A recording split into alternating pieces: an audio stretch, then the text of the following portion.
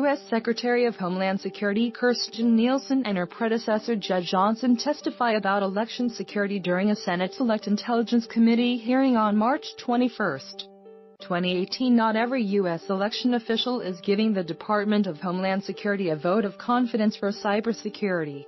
The Senate Intelligence Committee hosted an open hearing on Wednesday to discuss cybersecurity for elections. With DHS Secretary Kirstjen Nielsen and former Secretary Jeh Johnson testifying, the committee wanted the DHS to explain how it's working to ensure that future elections were safe from cyber attacks. The agency said it had the necessary resources, but not all election officials were interested in what the DHS had to offer. While the DHS provides voluntary cybersecurity reviews for all 50 states, only 19 have reached out, Nielsen said. It's very difficult if a state does not want to be identified. Because it's a voluntary relationship, Nielsen said. She warned that the 2018 midterm elections and future elections were clearly potential targets for Russian hacking attempts, and the agency hopes more states will opt in. U.S. lawmakers have taken a deeper look at election security after the DHS revealed that Russian hackers attempted to break into voting systems across 21 states during the 2016 presidential election.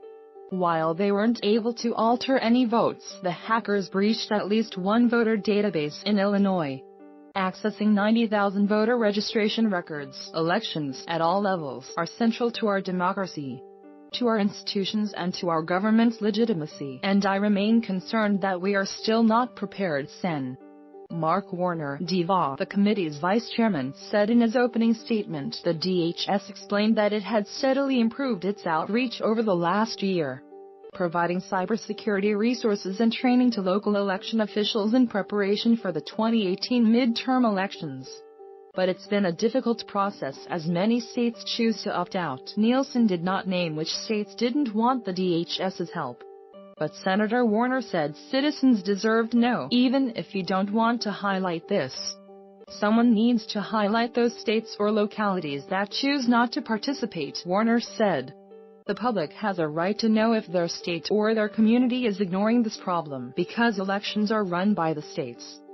Security for elections has varied across the nation. When former Secretary Johnson wanted to designate election infrastructure as critical infrastructure in August 2016, he reached out to state election officials first. The reaction I got was largely neutral to negative, he said.